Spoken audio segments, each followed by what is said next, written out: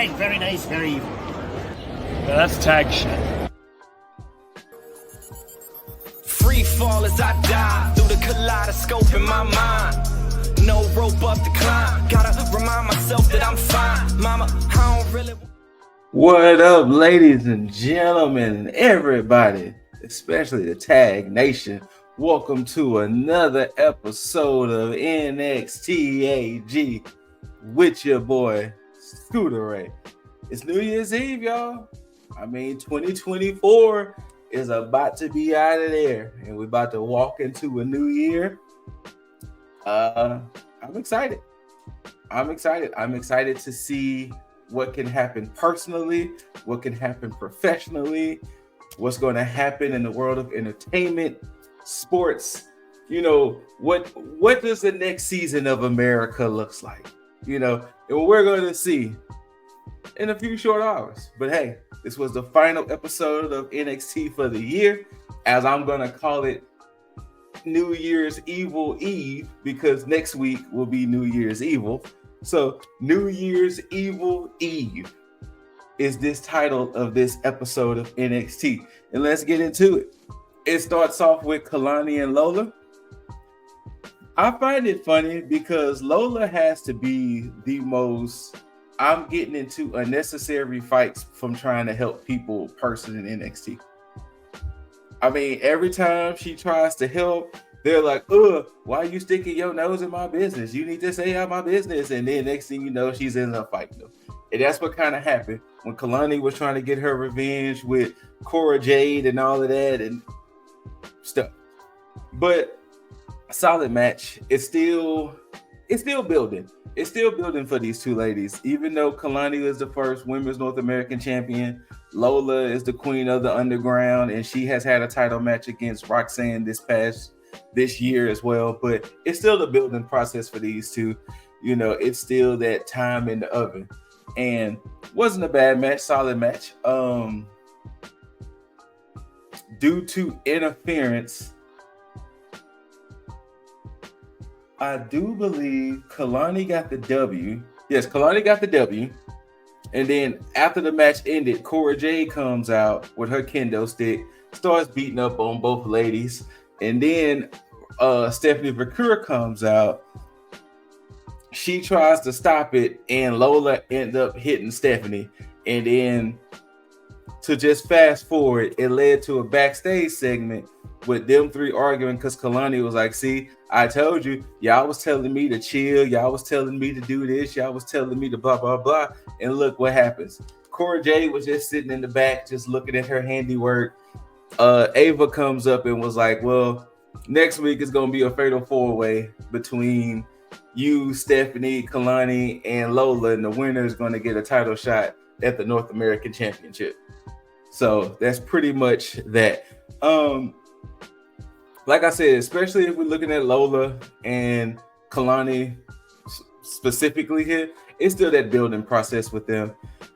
I can see, unless something drastically happens, they're going to be late 25 editions or maybe early 26 editions. I can see Lola potentially with the Women's North American Championship. I can see that in her future. She is a crowd favorite. She is lovable. It all depends on what they end up doing with Jada, whether they may give Jada that North American shot or potentially go ahead and just keep her in that world title picture. But I could definitely see those two ladies as North American champs at some point. Then they're probably eventually, going up and above. During the night, they were also doing the NXT Year-End Awards. And for the match of the year, the winner was for the North American Championship, Obafemi versus Josh Briggs versus T.A.G. And Josh Briggs accepted the award, and he even said, I hope y'all feast y'all eyes, giving a nod to T.A.G. And that was a banger of a match. Like, if you truly look at the mechanics of that match, where all gentlemen involved were 6'4" up, and the way they were moving and the way they was doing things, I'm not mad at that being match of the year in NXT, personally speaking. I'm not mad at it, considering them was some big boys and they was doing some things that men them size should not be doing, especially if you know T.A.G. T.A.G has been known to do things that you just like, a man your size shouldn't be moving the way he's moving. And y'all see Bella back there. Say hi to the people, Bella. If you're gonna, no, you gonna just doggy shake. All right, cool. Julia has a segment and she's basically saying, you know, I traveled the world. I've done these things all in Japan. All I'm saying is next week, Roxanne, I'm getting that belt up off you, girl. You a good champion. You've been doing your thing. But it's time for the beautiful badness now. It's time for the beautiful madness to take that thing over. I think I've said it before. I 1000% see Julia making the main roster sometime in 2025. Probably by the summer, late summer. It would be shocking if Julia doesn't get called up until 2026. Like, I'm 1000% Julia is going to get called up after 2020, sometime in 2025. Like, for sure. Of course, no wishing no injuries or anything like that, but I 1000% see Julia being called up in this upcoming year. Then they gave moment of the year, and of course, say his name and he appears. It was Joe Hendry's time in NXT was the moment of the year, which was well deserving, because from the time he was in the Battle Royal to his little 2-month and a half stint, deserving of Joe Hendry winning that award for sure. And he did a little vignette accepting the award, and he said, remember, you say his name and he appears, and that means any show, any brand, anytime, and things like that. So don't be surprised if that man shows up in the Rumble.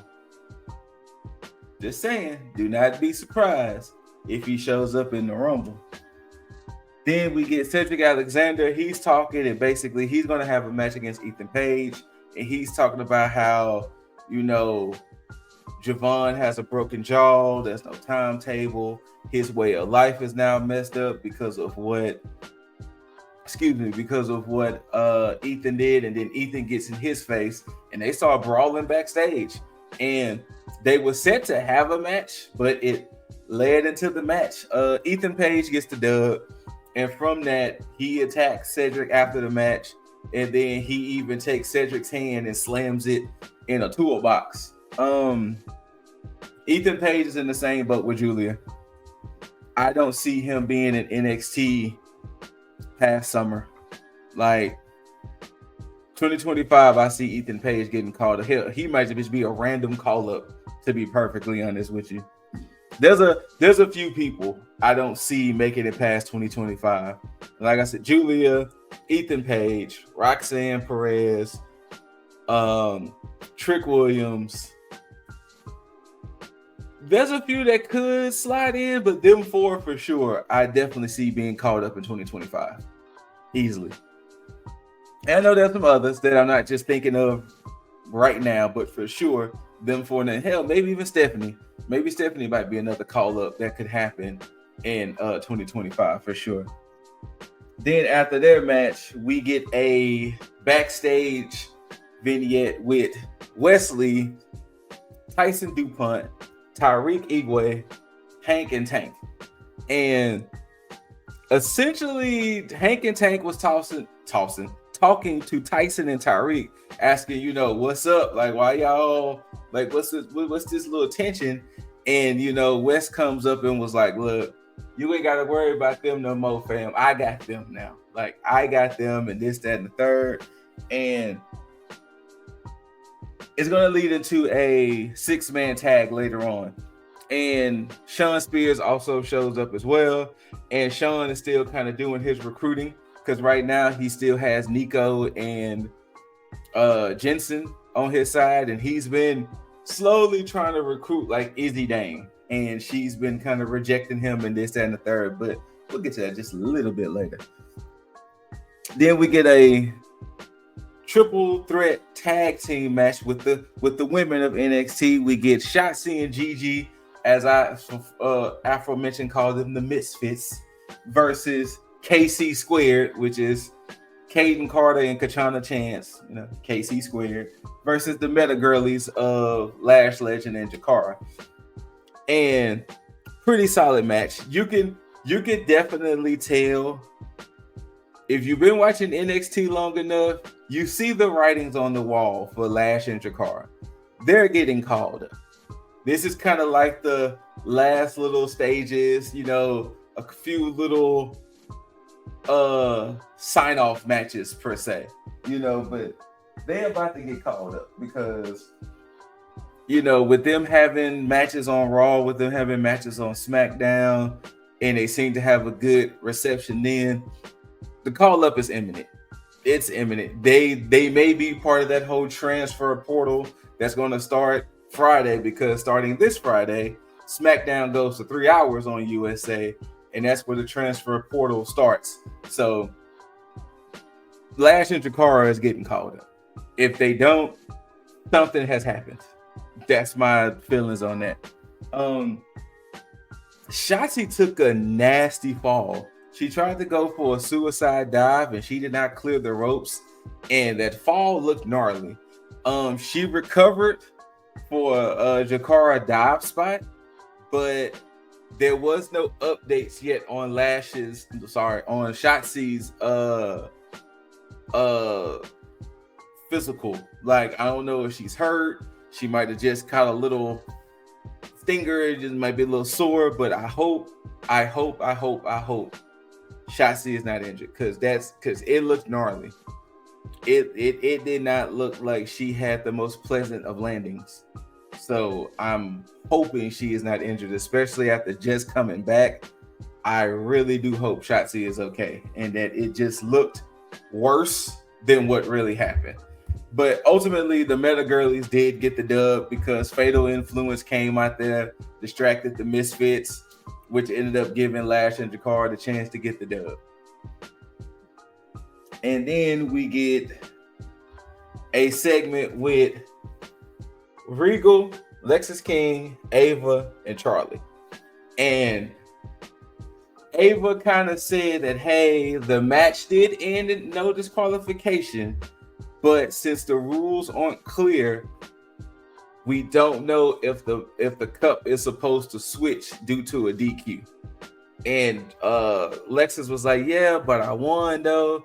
And they was like, yeah, you did, but you won by disqualification. So come next week at New Year's Eve, they're going to do a sudden death Heritage Cup match between Lexis and Charlie. And first fall gets the cup. Unfortunately, she took the cup from Lexis and gave it back to Charlie. And Regal was like, I'm out of this. I have nothing to do with this. Your boy is out of this. So technically, Charlie Dempsey is still your Heritage Cup champion. Can't wait to see how that turns out.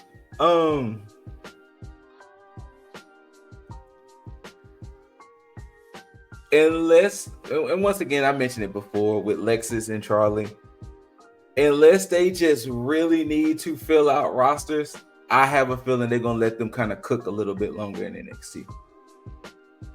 I 1000% can see them let them cook a little bit longer. But with the lineage that Lexis could have, they could call him up strictly based on the fact that he is Pillman's child. Because who knows? Well, Dempsey too, because he's Regal's child. So who knows?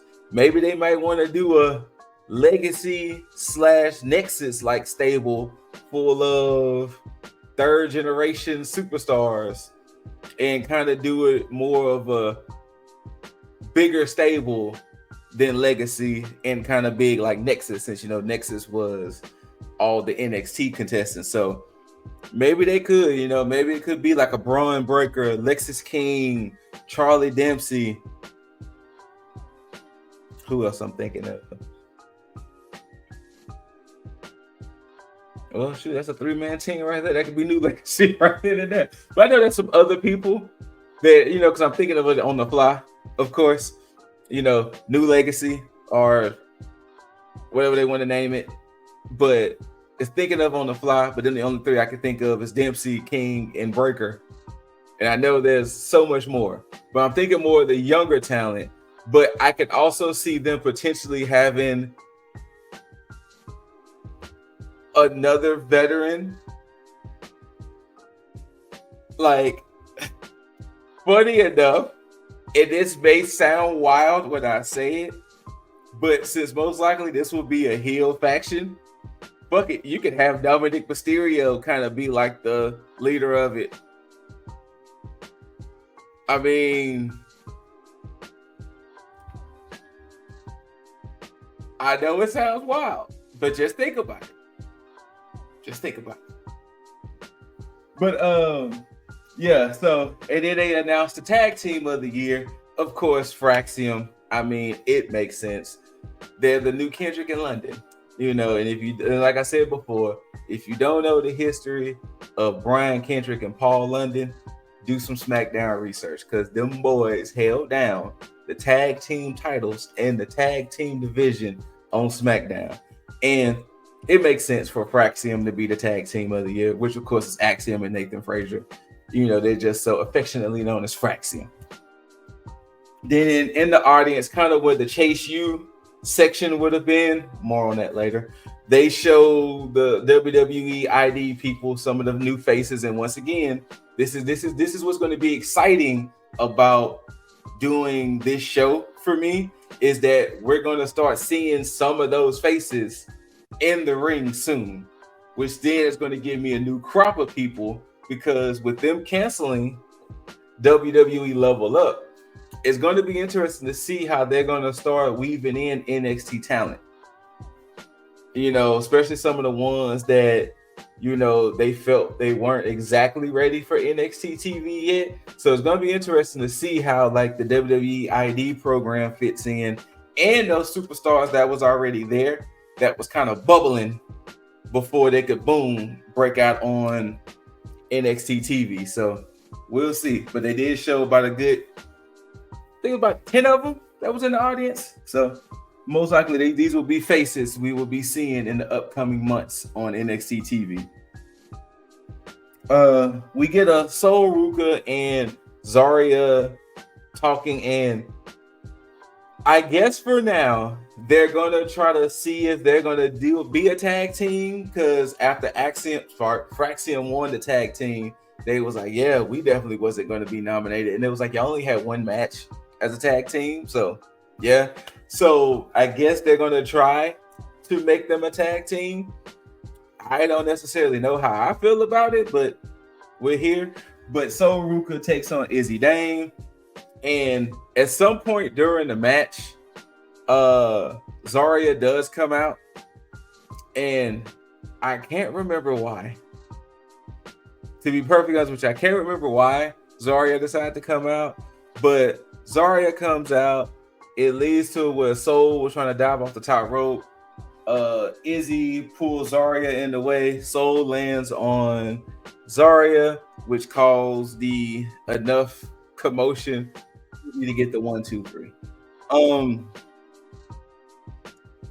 Then you see that Sean Spears is trying to recruit Izzy. Izzy was like, look, I told you before, I don't want to deal with you, Spears. And then the family walks up, and then it was like, Sean, didn't the lady just say you basically no means no? And then she was like, finally a man listens for once. And you know, Sean Spears and Tony D have a little face off, and Sean Spears mentions to Tony D about the whole, yeah, I saw Santa Claus in essence beating your ass, you know, last week. So Izzy Dame is going to be in an interesting position, because I don't know how they're going to necessarily book her when it comes to WWE.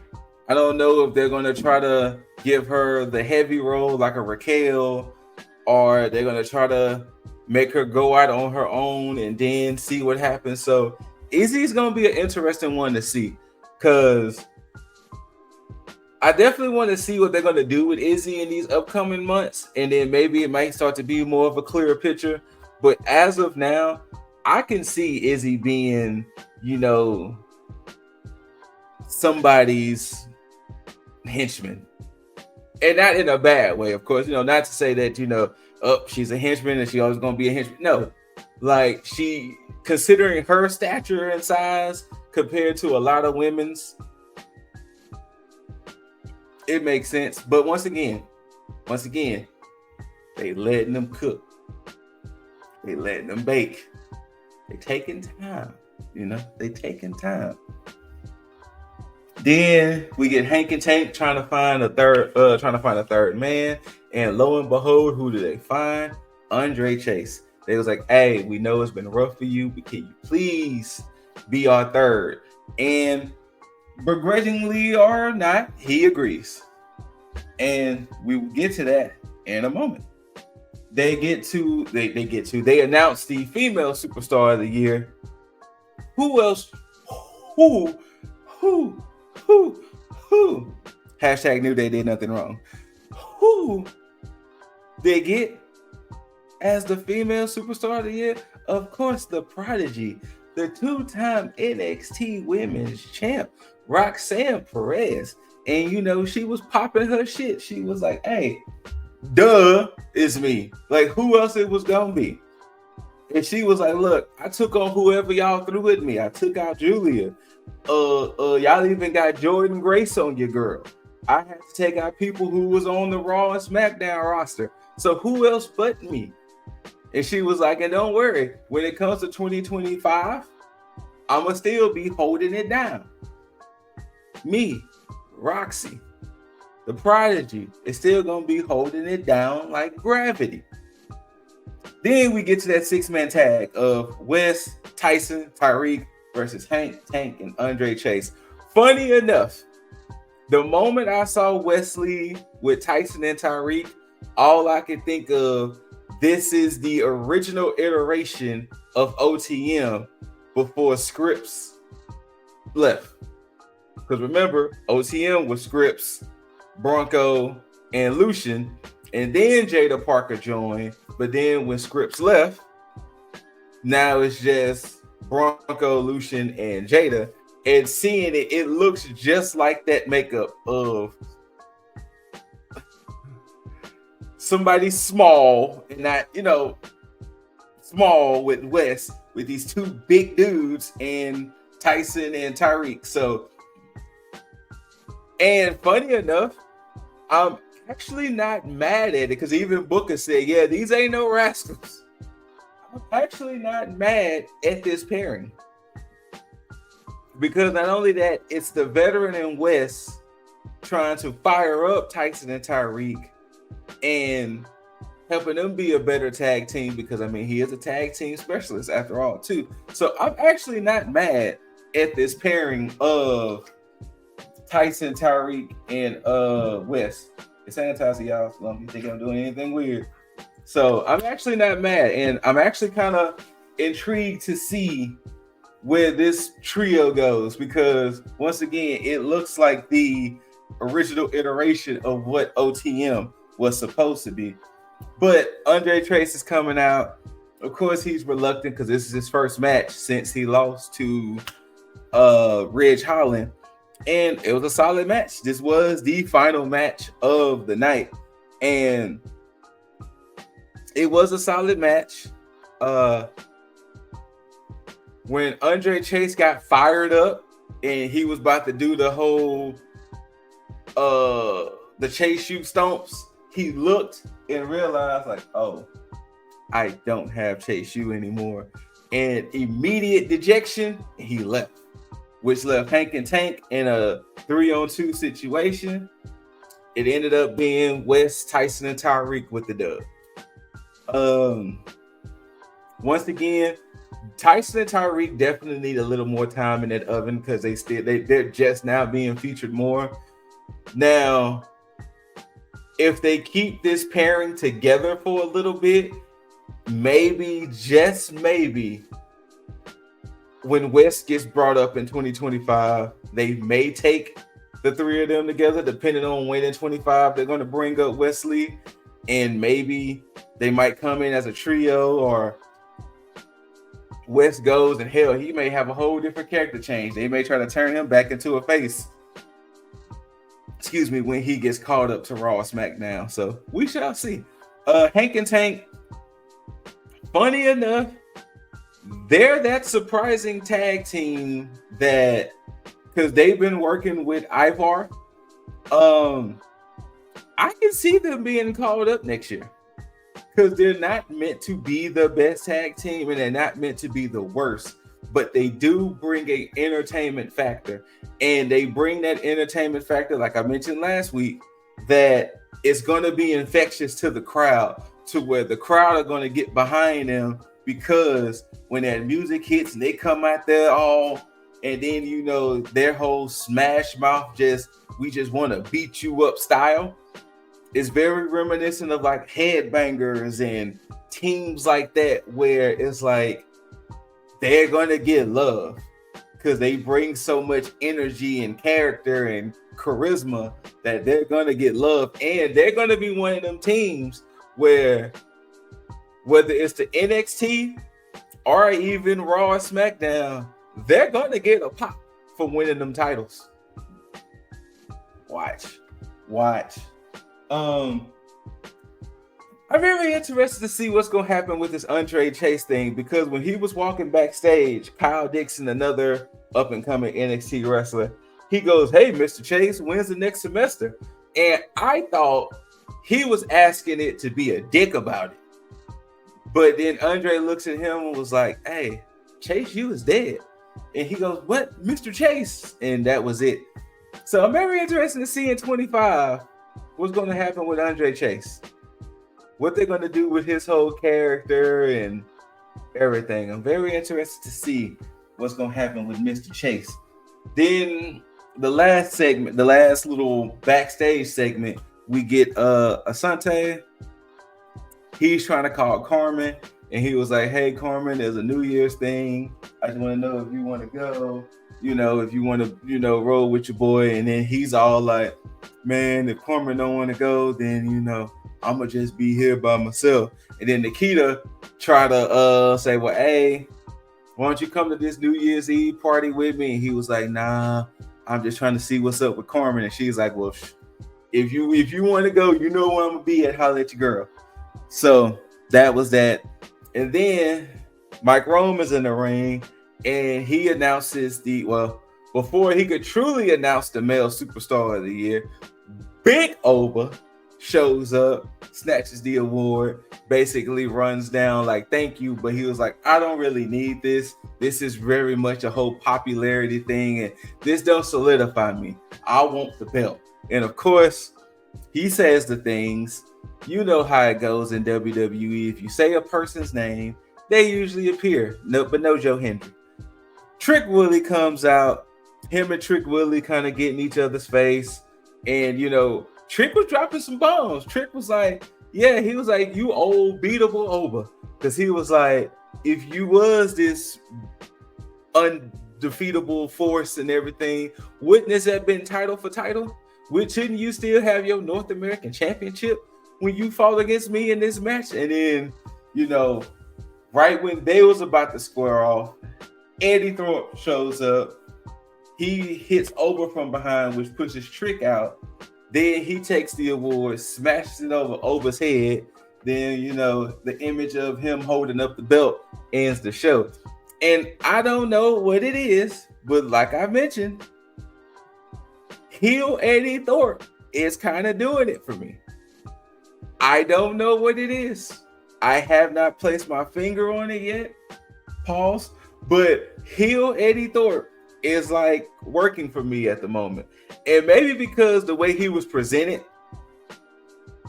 and how he was presented at first after he got injured, and when he came back and he was presented like a DJ and everything, and it was like,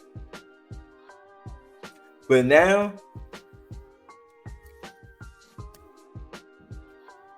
I can see this version, like once all of this is over with and most likely he's out the main event scene, I can see him sneakily winning that North American Championship.